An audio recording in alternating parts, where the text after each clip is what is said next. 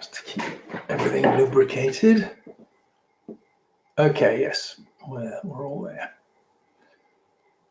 Okay, so I'll call for more questions as we go along if we need them. So I'm going to start with one. I won't mention anybody's name, so that might, some people are, don't want their names mentioned during these kinds of questions, so I won't mention it, but you will know your own question, obviously. I'll read out the question in full so that you can get it. So I am looking to go part-time in my work as I want to devote more time to meditation, yoga, keeping fit and eating healthy. I am finding it difficult to pursue at the moment as currently working full-time shift work. We have enough money to supplement my part-time income for the next 10 to 15 years, the transition period you've been talking about. At the end of this period, I hope to have developed substantially my practice while still relatively young. I'm currently 53. Would appreciate your opinion, or is it just better to keep working full-time till 65? Thank you. Well, my answer to that would be that if I had enough money, and I can only tell you what I would do, but if I had enough money and I was in that situation and you have some expertise in shares and that kind of thing, then I would certainly put aside some time. You don't have to do 10 or 15 years. You could do 3 years. If you did 3 years full time, you'd make extraordinary progress in those practices of meditation, yoga, chanting, that kind of thing. And that would really put you in a very good state. It would be a rejuvenation activity as well. Now, as you've probably been reading, the stock market in America is looking shaky today. And on Friday it really went. And they're worried that the bonds are playing up and the stocks are going to go down and all that sort of things. Everybody's a bit worried because the signals match what they were before the last big crash that we had, and also 1929, they always bring that up. So stocks and shares are a full-time job. If you really want to work them, you can do some long-term ones, obviously. Look at Bitcoin. Bitcoin's still roller coastering along. That could bring down, in the form of a panic, stock market and so on. So I would certainly keep, a large proportion of your money, you decide how much, in a very secure environment, which doesn't mean to say that you can't invest in stocks and shares, because if you invest in things that are going to be, big in the future, medical advances, medical biotechnology and rocket fuel and God knows what, those sorts of things, as I say, it's a full-time job, then you can still keep working. You could put an hour a day into studying your stocks and shares, having 10% of them to play with, that you could be, trying to find a little big bonus, that kind of thing. And you could do your practices after, at the same time. So you wouldn't have to give up entirely your income generating activities. So I would always say rejuvenate as a priority, whether you're working or you don't have to work. Rejuvenate as the priority, and meditate a lot, because meditation will put you in a higher state and allow you to be much more perceptive of the income generating activities. And of course you'll tune in. And I was reading today, funnily enough, an old book which was about a man who studied Tibetan dreaming. He was some professor of one of the West Coast universities in America. And he said that he, got lots of information and insights from his dreams. He would, before he went to sleep, he'd lie down on his pillow and ask for particular information, what stocks to buy and this sort of thing. And he did very well out of it. So you might experiment with something like that, because the more you meditate, the more you get in touch with the higher states of consciousness. And therefore, if you send in a command just before you go to sleep, you may very well get a very clear dream that gives you some strong information that you will recognize. Not many other people will, if anybody, will recognize, but you'll go, oh, that means that particular investment. So you could play with the higher states of consciousness, and just a small 5 or 10% of your collection there, just money to see what you could do with it. So that would be my advice. If you wait till you're 65, well, yes, that's good to have the money, but you don't know how the body will have worked itself. And you also may find that in this intervening period, should you take some time off and focus on what I've just been describing, that you actually might make more than you would just working full time. That's the key. Can you use your hours to go and earn a greater income? That would be a very good idea indeed. So I'll talk a little bit more about prosperity as we go through. Let me just see. Somebody sent something. Control volume. I can't find the app audio controls on my tablet. The up and down buttons do not have any effect on the top. I don't know about tablets, Mazir, I'm afraid. Just look up. Oh, I don't know what you'd look up, actually. I've never done it on a tablet. Okay, Christian, I'll take that question later on for you. And let me just put it down there a little bit. So I'll get to that one. So let's do another question now. Hi, Michael. I have tried many different modalities and counseling to get rid of my anxiety, but it's still there. Do you have any suggestions? Well, yes, I have got some suggestions. And the suggestions would be for that, I would definitely say that not many people have much luck with the counseling that I've ever heard of. They might, down the track. And I would say that anxiety can be a number of causes. One of the causes is that we're in a state of startlement, which is how the consumer society exists. It puts people in a state of being startled or apprehensive or that kind of thing, just to keep it all going, to keep people buying. That's the game. And it works for dragging millions of people out of poverty, hundreds of millions of people out of poverty. But the downside is that a lot of people live their lives in high stress, high anxiety, depression, those kinds of things, because their nervous system is on alert all the time. And what that does is it drags up a lot of negative emotion in you as well. So what I would suggest is that you meditate regularly, which you may be doing, but that's always the basic start, because meditation relaxes the nervous system. That's what it does. In the beginning, you may find that it speeds up as the dross is thrown off, as the fight and flight responses are thrown off and released, and you're really learning to let go, let go, let go. I heard this evening, my wife told me about a woman who'd gone into the bush, an organized place, had a very large property, hundreds of acres, and people could go there, drop out from the city, and someone could build little huts to live in and grow their own vegetables and not have any electronics at all, having to, get the water out of the tank and all that sort of thing. And what happens is that you wind down slowly but surely, and the nervous system recorrects itself automatically. And this woman found that when she was walking in the first few weeks she was there, she one day found that she was leaning forward and moving in a hurry, with a sort of startlement on her face as a look. And she sort of stopped and thought, oh my goodness, look at me, what am I doing this for?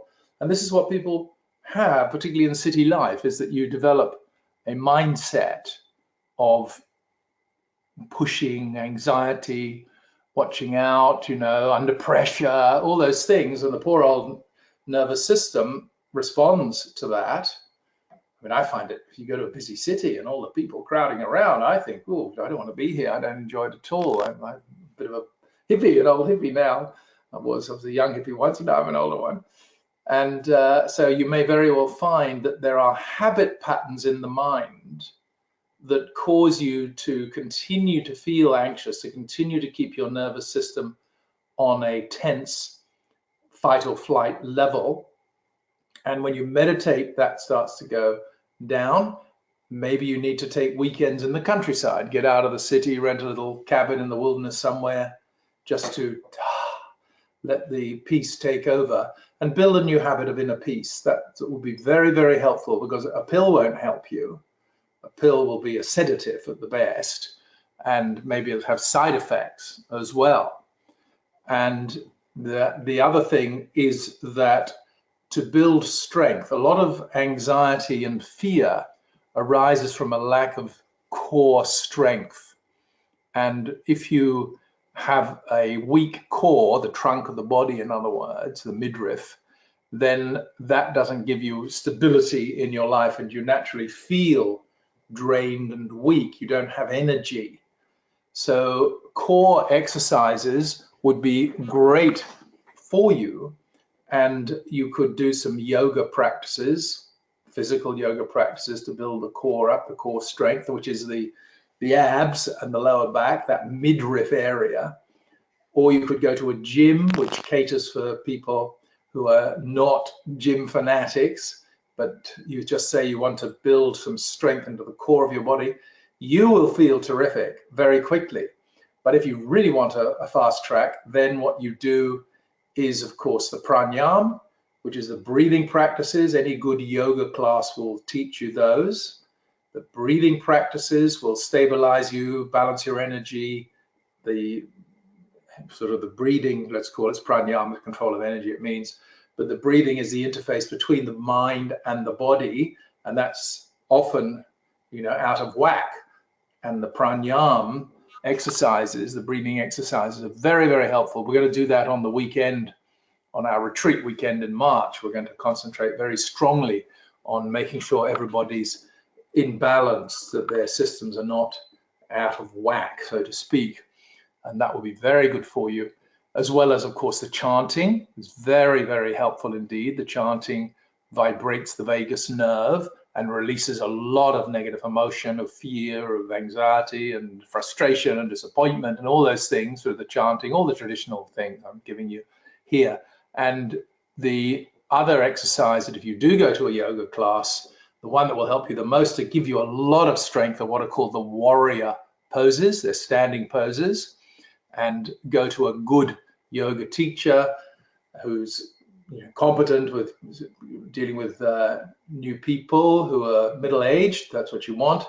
And you find that if you do your warrior poses just for 5 or 10 minutes once a day, immediately after doing them, you will feel great. You might have to do them for a few days just to get the hang of it, but you will feel terrific. If you mix your warrior poses with your core strengthening, crunches, sit up, those sort of things, and your pranayama, that will transform you.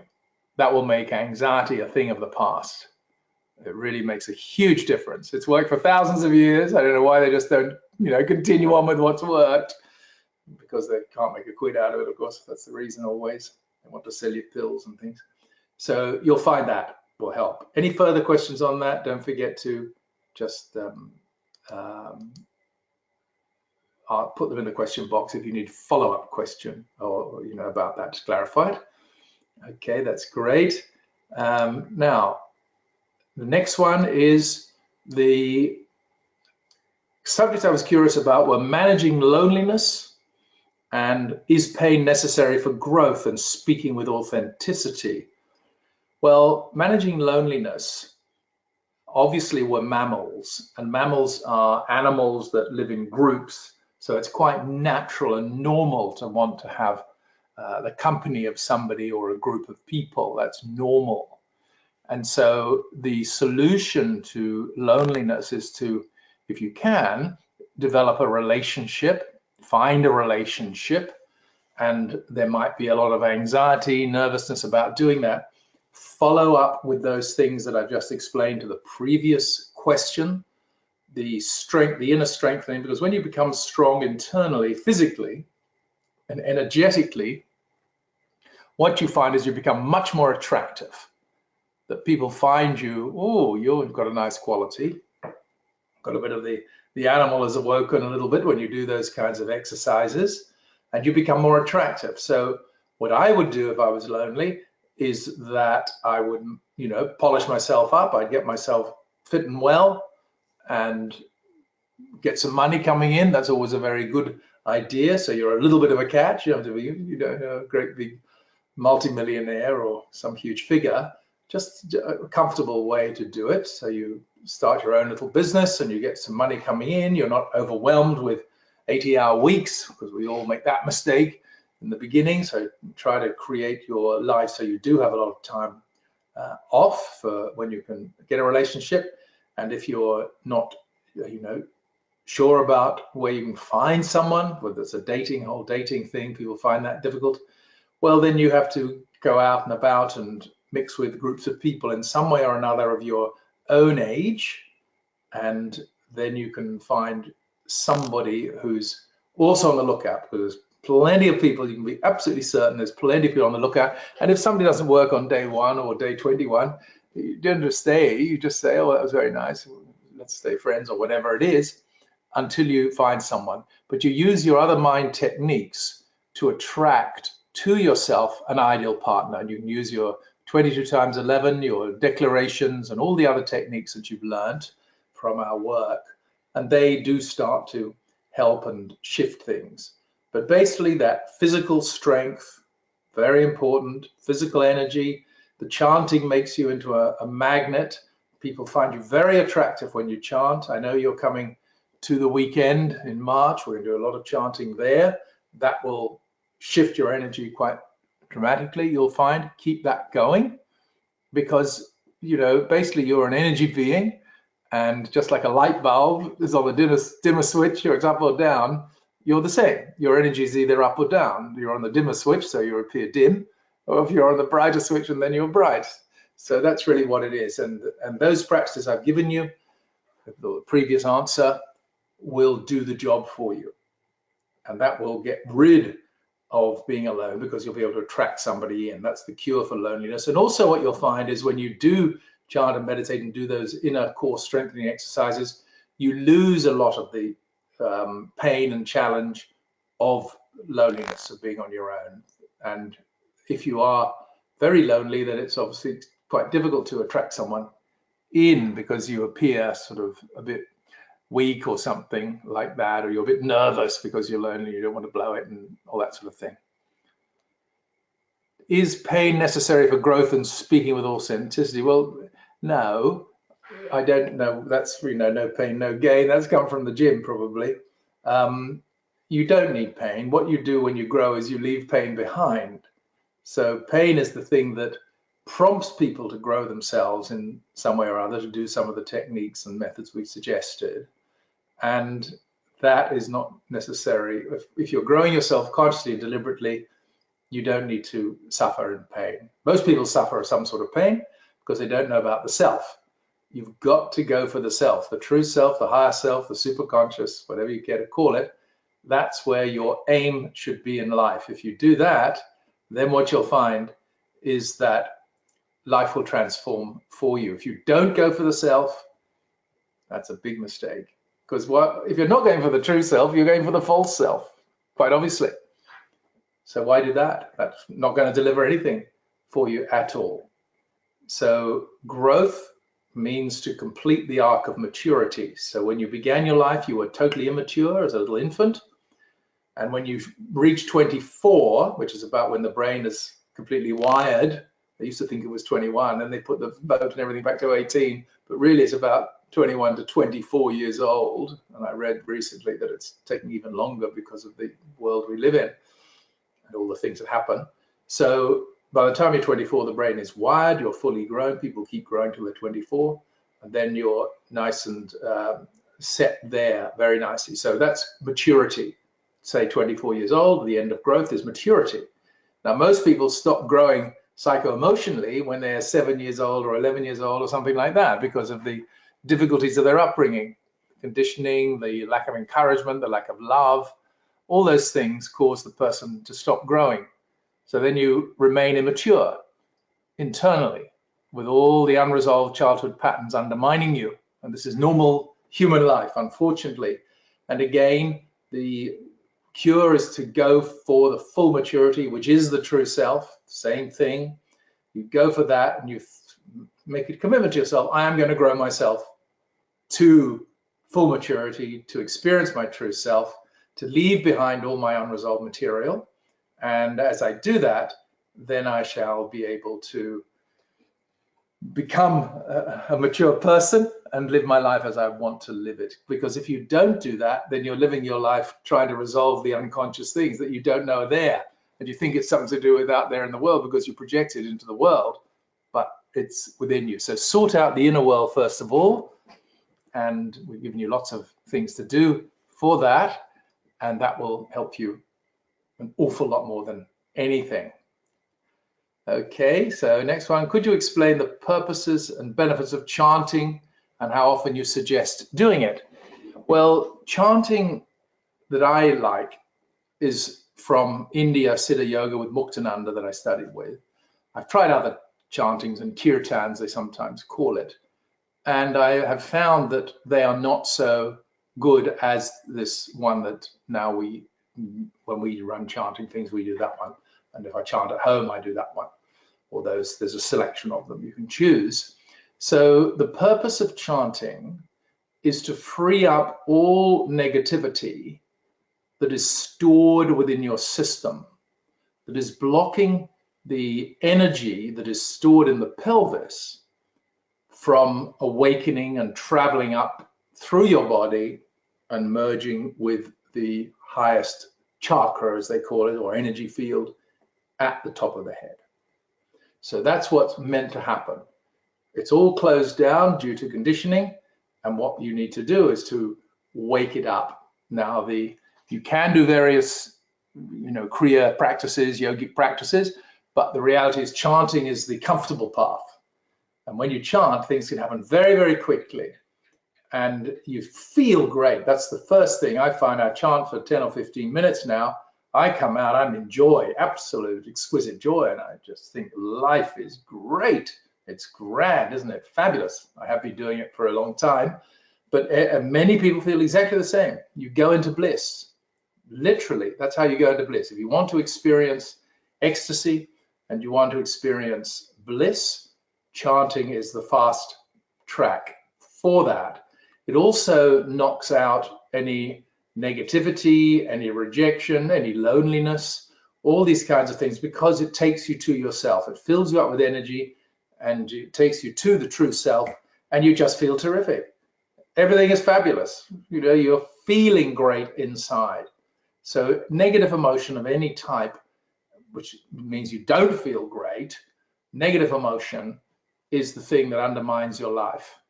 And you've got to catch yourself when you're expressing yourself negatively or neurotically, and take a breath and just try not to do that, because it harms you. It harms other people you're in company with, but it harms you a lot and undermines your ability to become more conscious and eventually enlightened, obviously. So chanting has that purpose and benefit.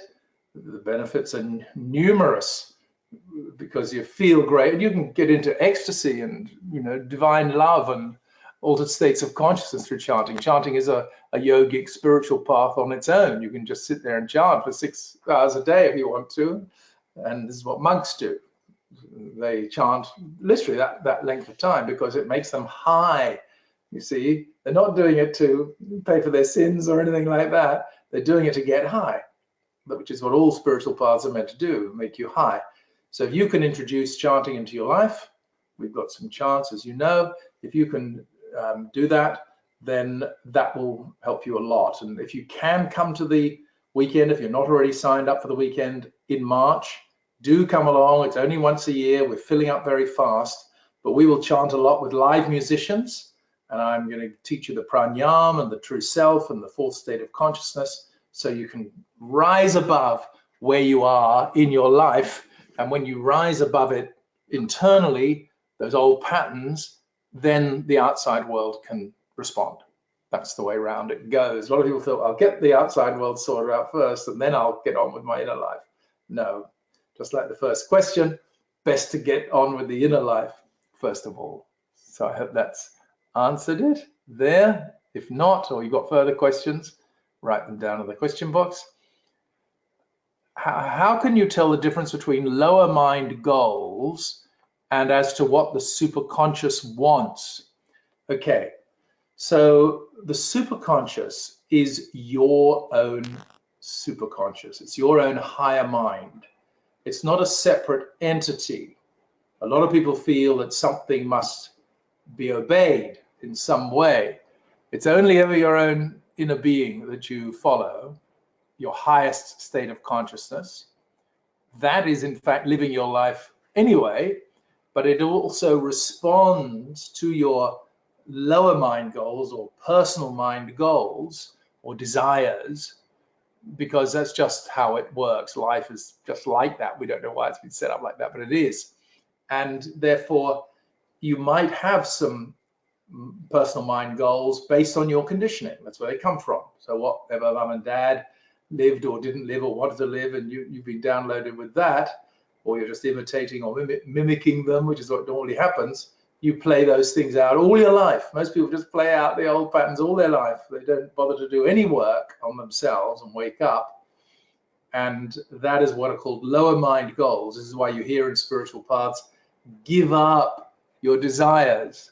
It's not that you have to give up your desires so much, it's to give up the wrong desires. The desires from the personal mind that have been downloaded into you by those who brought you up, and the conclusions you drew about yourself from your education and everything else. Those are the things that hold you back. That's the net that covers you. But as you do the spiritual practices, this is a point of spiritual practices, spirit means energy, by the way. So as you do these energetic practices, what you find is that life will start to respond. It'll sort of break through. Some benefit will break through for you. But if you're stuck in the personal mind, in some sort of imagination that everything will come to you if you just wish it, like a fairy with a little wand, that's not going to help you. What's going to help you the most is to get high, get into your transcend the personal mind, get into the higher self, the true self, merge with that, open yourself to the superconscious, get used to hearing it, because you will be able to pick up positive signals from it by doing this proper work. And then you will learn that what is a superconscious feed and what is a lower mind craving. And you'll be able to differentiate between the two. But it all depends on the state you're in, the energetic state of consciousness that you are actually in. Hope that answers that one. And let's see. What is the quickest path to prosperity starting today? Well, that's a very good question.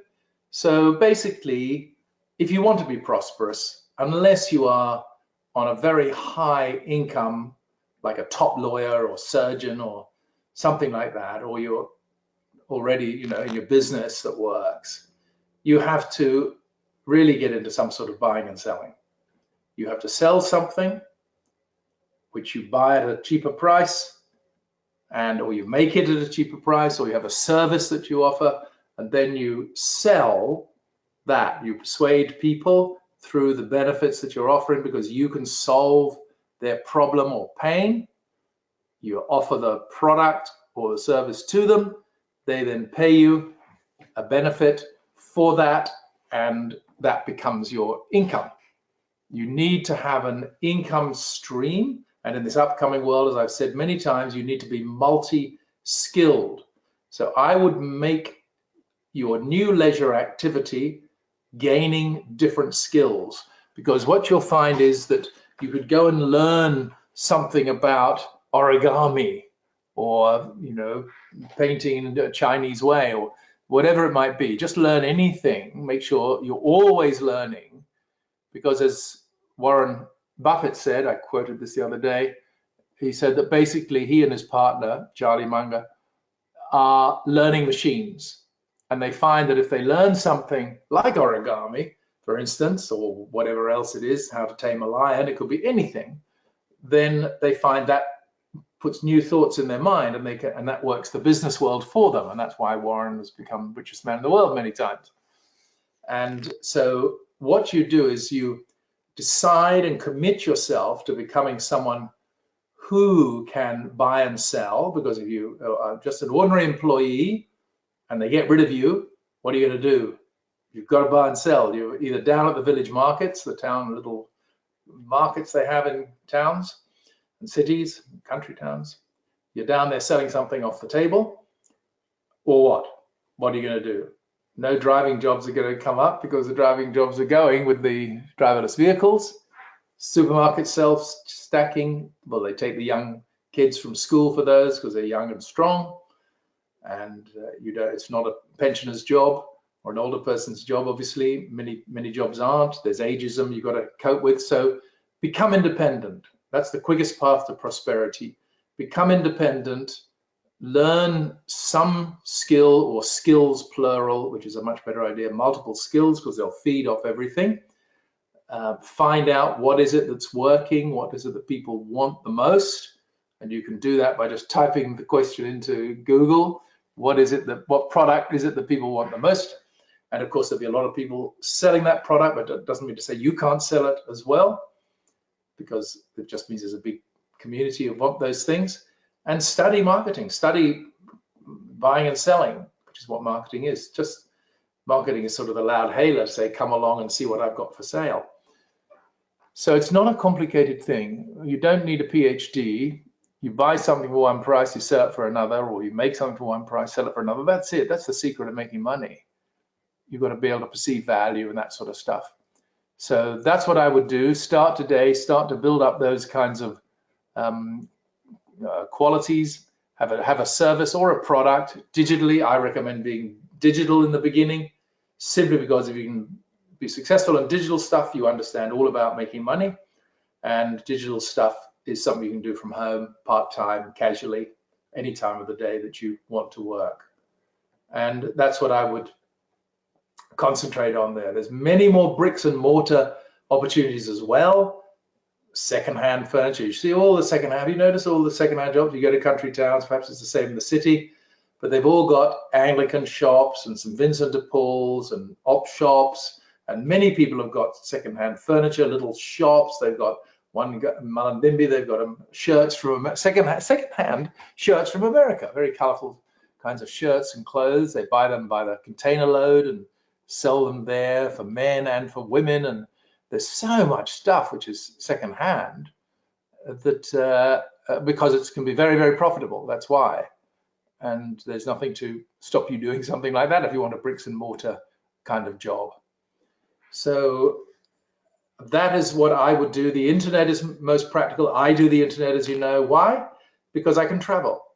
I can go, I could tomorrow morning, pack my laptop, download my files, put them on the hard drive, and be on the plane anywhere in the world. It's got broadband, and click back on, and off I go. I like that. Now, some people don't want to do that. They don't need to do that. They can stay at home and what have you. But there's, Amazon, the marketplace, the e-commerce store that Amazon has. It's quite rigorous to get that going, but it's that's a huge marketplace that anybody can join in with as well. So those are the things that I would personally do, unless you could write a successful novel and sell it, and then you can make some really big money if you do that properly. But everything is a life. Everything is something to learn. Okay. And there's plenty of things on the web which will teach you all the things that I've mentioned, including writing books. Amazon will give you a lot of stuff, believe it or not, on their Kindle thing. Next question. When I learned TM meditation, which is Transcendental Meditation, they told me that 20 minutes twice a day was enough. That's true. They did some tests on it. 20 minutes twice a day was enough to clear out the negativity from the day. That's what you do in the evening. It takes at least 10 minutes, maybe 20. And then you find after 20, your shoulders drop. You feel that you can relax a bit. I found that I went to one of these when I was 18 up in the Blue Mountains. I went to a weekend up there a long time ago. The Maharishi who ran TM, he initiated me personally. I was just lucky, and I sat there and his face was there and he had a very nice golden sort of glow coming from him. He whispered the mantra in my ear. So it was very good. But then I heard that the Maharishi went to see Muktananda, and he said something like, I'm just a meditator. This is Maharishi. I'm just a meditator. And he pointed at Muktananda and said, but he's the real thing. So when I heard that he'd said that, I went to Muktananda, and I'm very, very happy that I did. Very, very pleased that I did. So 20 minutes twice a day is a good, stable, regular meditation practice. And you will notice within a month how your life is improving and how people say to you, my goodness, you look terrific. You look great. So in the ashram, with Muktananda, we would do an hour twice a day, coupled with 6 hours of chanting. Because when the energy, which was very prevalent in those places, when the energy starts to move through you, the chanting processes any negativity out of you. And the meditation, of course, stabilizes you and allows the self to flourish in you. So you could incrementally increase it from 20 minutes, start for the week, go to 25 minutes, and then 2 weeks later after that, do it for 30 minutes and so on. But I would say a maximum an hour twice a day would be enough, but start to include chanting as well. And if you feel a bit lightheaded, just go for a brisk walk or a run or a swim or something like that, and that'll ground you back in the body once again. And here's another one.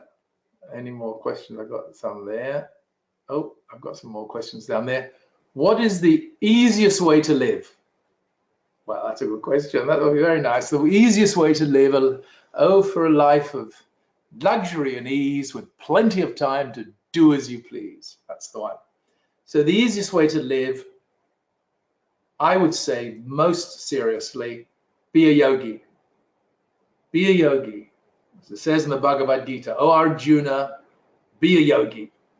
Because a yogi is someone, you see, yoga means union with the self. It means merging with the highest self. And yoga is the single discipline that contains all the elements that you need in order to do that. Just like if you wanted to be a classical pianist and play any piece, you'd go and study it, you'd do your 8 grades or whatever it is, you'd know every note, you'd know all the chords, all the movements, and you could then play from music any piece at all if you completed your degree in that field. Be very, very good at it.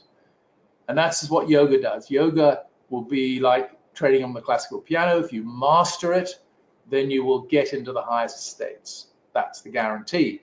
Very few master it because they get the wrong information, unfortunately for them. They don't know quite what's going on. That's another thing I'm going to do, is put up a yoga site to explain what the real purpose of it is.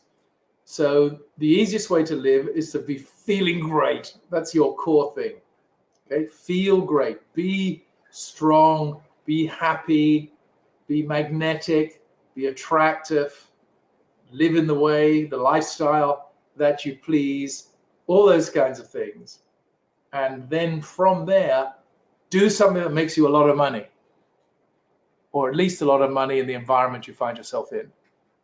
You want to not necessarily be a millionaire even, or a multimillionaire, but you should have your own property and another property for investment's sake. You should have, if you've got internet, you should have a number of products made. They are like properties. Every product, if you make an information product, is the same as buying a house. Because if you master the internet even a little bit and you can sell things, for, let's say each week you could make $500 selling one internet product, which is not exactly that hard. $500. Well, that's the same as you'd get rent for a $500,000 house. The thing is, you haven't had to make $500,000 to buy the house. You've built the product, and you've got to start thinking of your products as assets, that they literally are assets that last you the rest of your life. And you mustn't undermine yourself by saying, oh, I haven't got all the money and the properties that everybody else has. You've got assets. When you've got an information product, it's like publishing. It's like owning the rights to a book. Could you publish that book? Books could be worth tens, if not hundreds of millions of dollars, the right ones. And you just got to wrap your head around how they're sold. And that's the same with an internet property. If you do a very good course that helps people on a particular issue, then you can sell that for years. And that's better than having a house. So you are a property owner when you have your informational internet products. And you are really, if you sell them all, if you can get them all running, just like if you had 50 houses and you're getting $500 a week from each one, Well, that's a lot of money, quite obviously. What's that, 25 grand or something a week? Well, you should be able to make 25 grand a week from 50 products if you make 50. And it might take you 3 or 4 or 5 years to build them up, but each one you build becomes an income generating vehicle, engine. So I'm going to be doing how to make internet products sometime down the track. This is one of the things on my list that people ask me to do. So the easiest way to live is to have that, live in the way you please, your lifestyle that you please, have some properties, some investments sitting there, and then you will you learn to sell them, and then you will be able to live as you please. The next one, is ecstasy really possible? Well, yes, it is. It gets down to the state you're in. If I do my chanting, I can feel full of joy, brimming with joy, sometimes ecstatic, just after half an hour. Joy takes 15 minutes. If I want to get strong joy or even move into ecstasy, you need to be well rested for ecstasy. You've got to sleep deeply, have a snooze in the afternoon if necessary, have that core strength so you can hold the energy, and ecstasy is your natural state. So yes, come to the weekend and we will show you how to do it for the rest of your life. That's what our real interest in is. Does mind force exist, and what is it? Well, the mind force is the power of creation. A lot of people speak with great authority about the mind. You know, you get the people who are educated in some way and they feel they know what the mind is. You say, what does a mind look like? What is it? Have you ever seen a mind? No, of course, is the answer, because it's invisible. It's just a series of forces, the mind. And we try to handle these forces. We don't know what they are, these creative forces, but what we call mind, which involves thought and images, those things become blueprints to funnel some sort of energy, the mind force, into the world and create experiences for you. So that's very, very important, that the mind force does exist. It's something that you can learn to control and use it to manifest things. And that's the great test for you. Can I manifest something that I want? However small and insignificant it is, it doesn't matter. Can I manifest something that I want? And that will prove to you that mind as a creative force exists. Okay, very, very good. And now let's see, somebody asked me here, Alan, can you rhyme again? How do I allow the superconscious to do me when the past comes up to be flushed out? Well, what you have to do is to build up the sense of true self as much as you can all the time until it becomes very recognizable to you of what is the false personality and what is the real self. The real self is a sense, it is a feeling. You can increase it through your pranayama and your exercises and your chanting and meditating and all that sort of thing. You get a sense of self, which is a sensory feelings of your whole body there. And then when the personal mind comes up with its patterns to sort of pull you this way and that, because you're established, or at least you have been established enough times in the self, you recognize what is false. And when you recognize what is false, you just sit there physically still or stop, take a breath, let it arise and let it go. Because it will run you, and it's shocking as it starts to come out just how much control it has over your system. So what you want to do is to get a sense of presence of the body-mind being that you are, and not jump to the crack of the whip of the personal mind. Doesn't take long, but that would be the best way. I could do Christian, that would be good. He wants a replay. Hi, Michael, I was interested in the previous webinar. You said that, in the previous webinar, that you said some of the patterns that go in when you're young wait until middle age before they resurface. Yes, I can relate to that, as my husband and I used to have a very comfortable amount of income. A year and a half ago, we lost everything through business. and now I feel that I'm suddenly living out my parents' pattern of financial lack, something I swore I would never do. But the thing that confounds me is that I can't seem to get my way out of this horrid state. What should I do, please? I certainly don't want this to be a permanent thing. Thank you. This is something that happens to so many people. We saw it in 2008. So many people lost everything. Middle-class people had to live in their cars in America. Very, very sad. It's not impossible. Sickness can do it. Illness can take you from it, or change it. Like Facebook coming in a couple of weeks ago destroyed many businesses by they changed their algorithm. And when they came in originally, they destroyed a lot of television advertising. Amazon has come in and destroyed businesses left, right, and center across the world. They call it progress. That's what happens. You can't avoid that. And that living out of the parents' patterns is very, very common, unfortunately.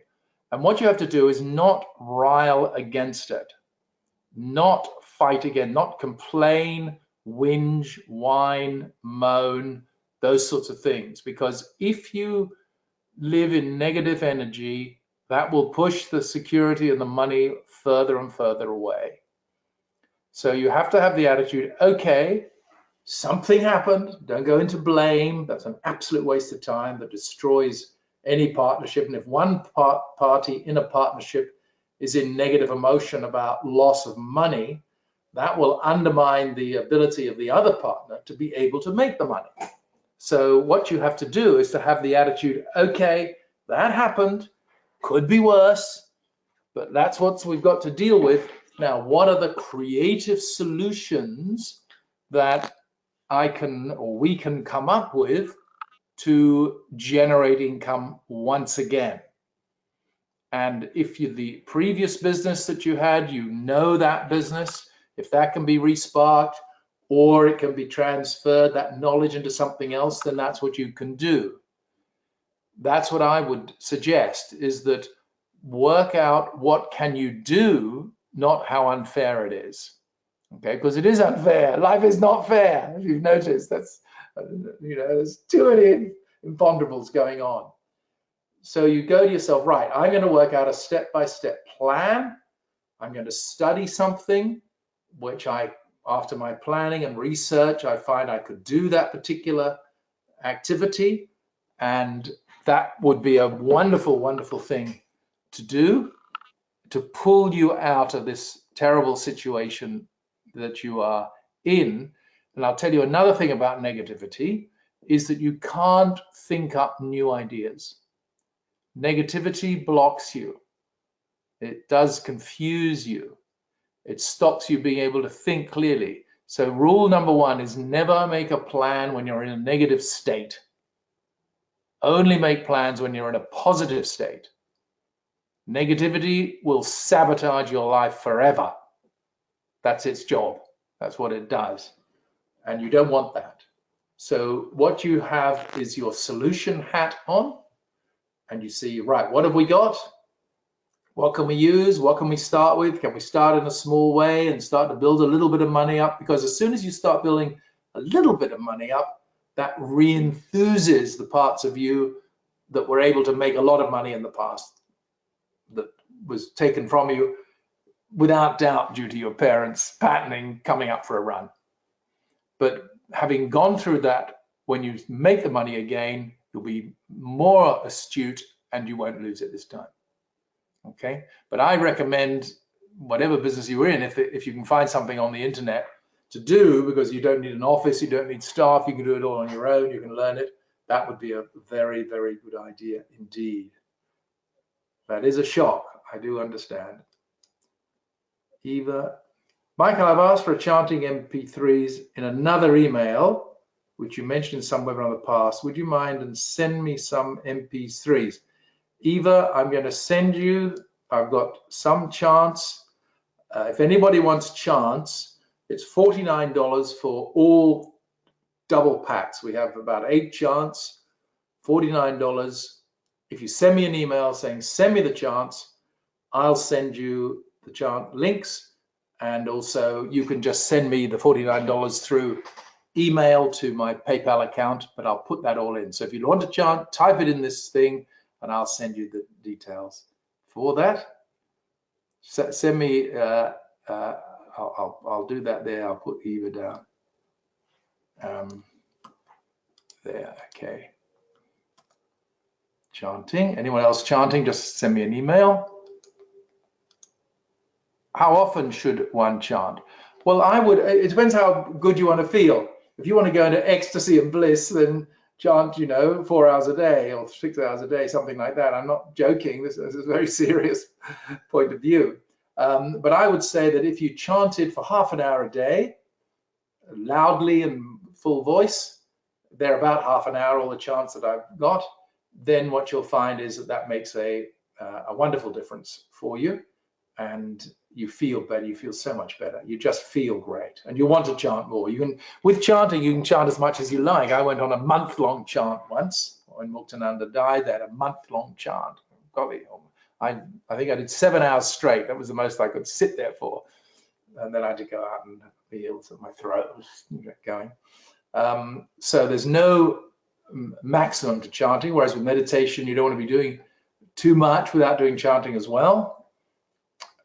So that's what I would do with that. I hope that answers it, Wayne. You're installed the app. Well done, dear. Good. Thanks, Christian. Pete, I arrived late tonight. Will you be putting up a replay? I will put one up for you. Lorna. Okay, I'll just write you down there, Lorna. I think you're sure you haven't got them? There we go. Okay, all right, that's that. Now, thank you, Eva. Any more questions? Put them down. We've still got a few minutes left to go. Normally I say in 5 minutes, I'll say, right, let's take questions. It's all questions now. So let me just see. What does personal development really mean? Well, personal development means also personal growth or self-improvement. Those are the things it means, or self-development. What you're doing with any of those titles is that you are growing yourself. As I said earlier, you become stunted, your growth becomes stunted like a bonsai tree. You know how they wind wire around the roots and the little tree grows, but it's only about that big instead of as big as an oak tree or something. So we're all bonsai trees until we untake the wire, and then the wire around the roots, of course, is our conditioning. So that's what personal growth is, to grow the bonsai tree to a full tree. And if you do take the wire off the bonsai tree, it will grow much, much bigger. So that's what you can do for yourself, is growth, growth, growth. So as yoga shows you, that's the fast track. You grow, you get your act together psychologically, you get your physical postures going. I'll tell you one thing, if you feel flat and you find it hard to get going in the morning, do the two postures which are called upward and downward dog. Just learn those in a yoga class or copy them off the web carefully.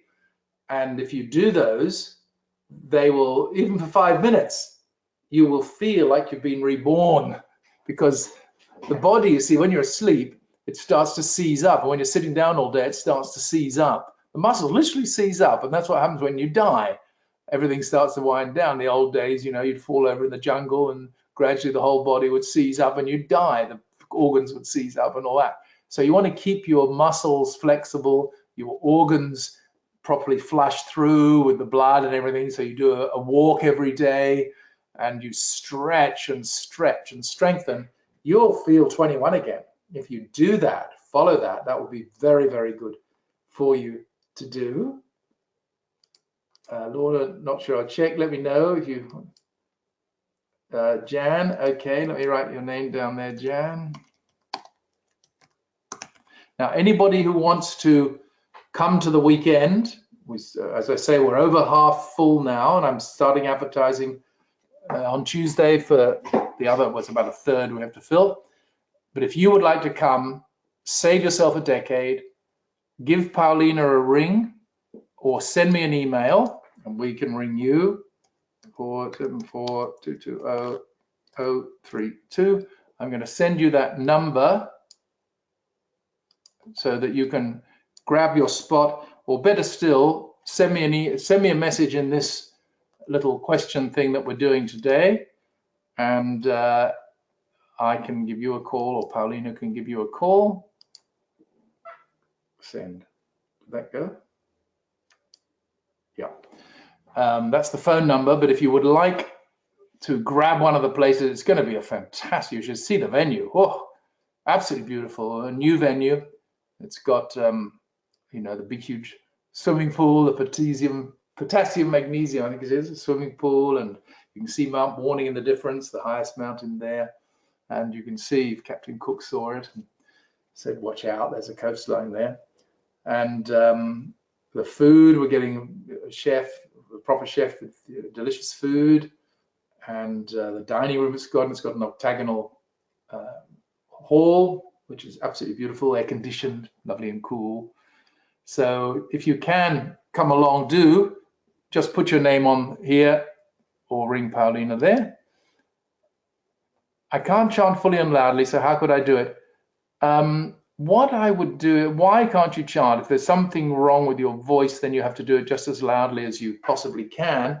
If you're worried about the neighbors, I've found over the years when I've been chanting, people just think I've got the radio on, so that's all right. They don't worry you. If you can tell me why it's why you can't, that would be helpful. Can you explain luck? And if you want to be luckier, what emotional feeling would you? If you want to be luckier, I would do self-hypnosis on luck. Okay, do a simple. I've given you self-hypnosis scripts in the past. Just make up a script with your own voice, saying various things about you being a lucky person. From now on, I'm a very lucky person, and listen to that at night as you're going to sleep, very, very quietly, and see whether that can help you as well. But do not avoid taking actions in the world as well for whatever it is that you want.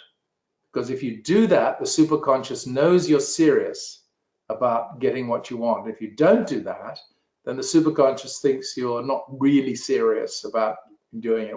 We know somebody who did exactly that and won a house. And he and his wife are very proactive people. They were working to create their own real estate assets, a little tiny empire kind of thing of real estate. And this just came their way because they were doing the subconscious, conditioning, hypnotic conditioning. And they were also every day concentrating on real estate and getting real estate and building up a number of real estate properties. So you see, it's two sides of the coin you've got to work with, both sides of the coin, not just one. That lucky script is what you need there. Christian, Michael, in 22 years, I have never seen you not answer a question. That's why I see you as my guru. Well, that's very sweet, Christian. Thank you. I've read a lot. That's the secret. It's not really necessarily anything clever. But if you devour books as much as I do, and studies in general, I find it fascinating, and because I can put things together now with all that sort of head full of knowledge. I've read thousands of books, but I can put things together and come up with the correct answers. So it's very helpful. Hi, Michael. When it comes to internet business, do we choose a platform first? Amazon, eBay, Alibaba, Taobao, etc. Lots of educational materials and sales are around particular platforms. What are your thoughts on that? Different platforms have different features. Should we learn one platform first, then find the product? Well, I would say with the internet business, the first thing that I would set up is my own web page. And then I would set up a Facebook page, because that's very helpful when you're advertising and writing posts and boosting posts on Facebook. But if you are just going for an e-commerce business where you're setting up a shop, then I would just go to Amazon. I have clients who do Amazon, and they say it's fabulous.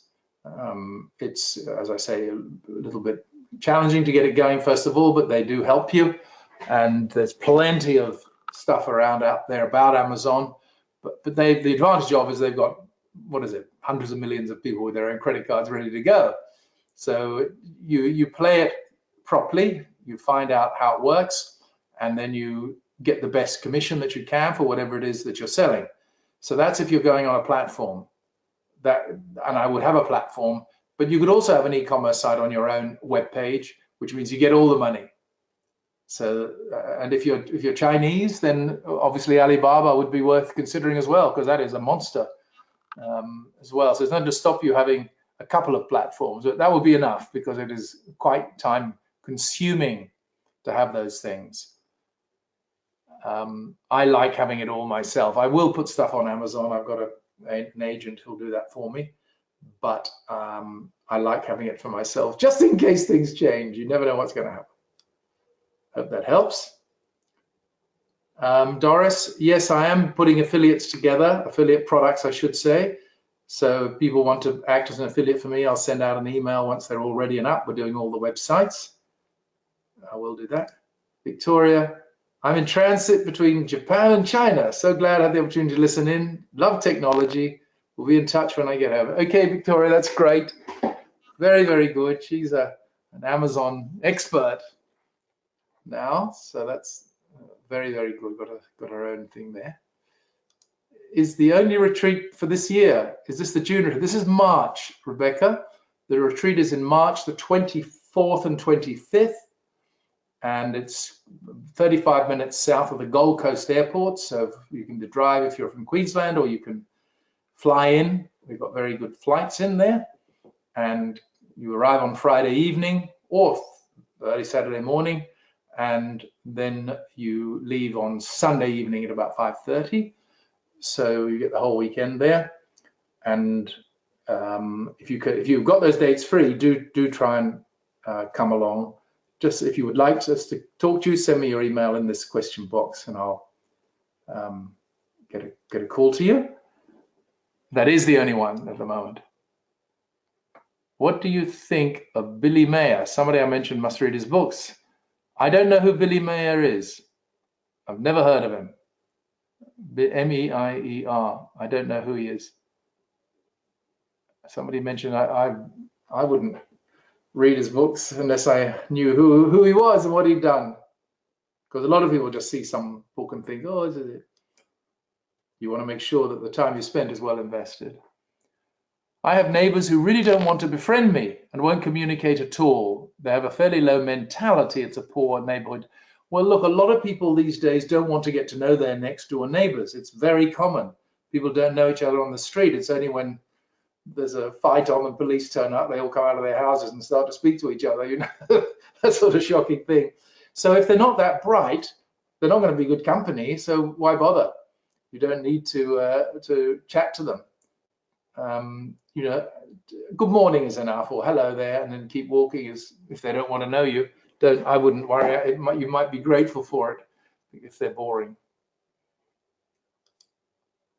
I don't seem to have the chanting in peace. Okay, I've looked through all my miles. I can't see anything. I might have brought it, but that might have got lost. Okay, Lorna, I'll fix that.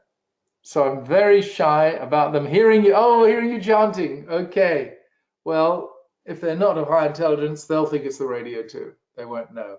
So I would just shut the windows and chant. Maybe preempt it by having the radio on a little bit from now on with some music. And then when you start chanting, don't worry. Just shut the doors in the living room or your bedroom, sit there and chant, and don't worry in the slightest. They won't say or do anything because they'll think it's the radio or a CD playing. What are the three things that hold people back from developing their full growth? Lack of energy would be number one. Lack of energy. Number two, lack of skills. If you haven't got the skill to express through, then you're just sitting there twiddling your thumbs. So you have to skill up. And then the third thing is always persistence. If you haven't got persistence, you won't succeed at anything. Persistence means harnessing the powers of the mind, cracking the whip on that, team of horses that we call the mind, and getting them all riding in the same direction and staying running. That's what you need. Those three things would do you nicely. I mean, there could be 33 things, but those will do. Thank you. Yes, I'm keen. Okay. Have you got a phone number there, Rebecca? If you could send me a phone number, that would be great too. case I haven't got it. That one. Very good. And anybody who wants to email me, you can email me based on the email that you received, click reply, or it's michaelrowland22@icloud.com. Any of the emails will come back to me. There's michael@domeyko.com, michaelrowland22@icloud.com. Okay, now that looks like we have all the questions answered. Claire? Okay, great. Thank you very much. We'll give you a call tomorrow. It is great. I mean, one day I'll give up everything else and just do the chanting and meditating in my yogic practices. Sharon? My husband is very negative. What can I do? Well, the trick is not to feed that negativity. Okay, so you remain positive, which is hard when you're faced with a bucket of tar. And what you want to do is to not respond to his negativity. I don't even ignore him, but just be positive back to him. But when he is positive, you feed that with your energy attention. Because what happens is that people get very negative, and you dance the dance with them, the negativity dance with them, and that builds the negativity there. That's what he does for his way of communicating. I mean, it's shocking that people communicate in that way. It's just shocking that people haven't even got to page 1, which is positive thinking, of life. They haven't even got there. So sometimes people like that do turn around. Have you maybe give him my book? I think you've got my book. That might, tell us all about money. They like that, the men. But that might help, because, negative people will spiral down to more and more negativity. So if you're negative, get out of it quick as you can, because it'll drag you down and cause disease. That's what'll be next, because the body and the mind are two sides of the same coin, and one affects the other. So you want to make sure that you're not falling down that trap, that unpleasant trap. Rebecca. Okay, I hope that answers Sharon for you. You get him chanting would be a very good idea. I know that's hard. Okay, let's see now. Kate, can you please clarify what transcends means and how to transcend all patterns? Okay, so transcend means, that's the 4th state of consciousness. That's what I'm doing the whole weekend on in March. So you have waking, dreaming, deep sleep, and the transcendent state. The transcendent state is known as the 4th state of consciousness. And to transcend means to transcend your personal mind with all its habit patterns of conditioning. And then with all those patterns of conditioning, you rise above them. They lose their grip over your awareness, and you transcend or rise to, it's not really rising, they speak in analogies, metaphors, and so on. And you get to merge with your true self. Now, believe it or not, that's the most difficult thing in the world for people who don't understand it or haven't had it explained to them properly. Because you think, but I am myself. Where is my true self? What is it? And it took me years to get it, because in India they have words for it and they know it. But in the West, we don't. We don't have any concept. We have, people like Aristotle and Plato with know thyself as part of their teachings. But in our present day Western philosophy, unless you're going to university and studying it deeply, there's no concept of the self. Okay, everyone's into the personality, and that's a consumer society problem. So to transcend means that you transcend the personal mind with its old patterns. Okay, the personal mind is where the old patterns sit. That's a collection of memories. And what you do by all the practices is that you rise above, so to speak, this noise, which is the monkey chatter. And the monkey chatter sort of goes from being a helmet sort of down into the corner of your awareness, right down the bottom somewhere. And you are just left with the peace that passeth understanding, which is, of course, the true self. And that's what Transcendental Meditation was meant to do. But they need more practices to go with it. Okay, that looks like it for now. And yes, all the questions have gone. So that's it for now. And what we'll do is we will meet again. We'll do something else. I know you enjoy these. People write to me and tell me how much they enjoy them.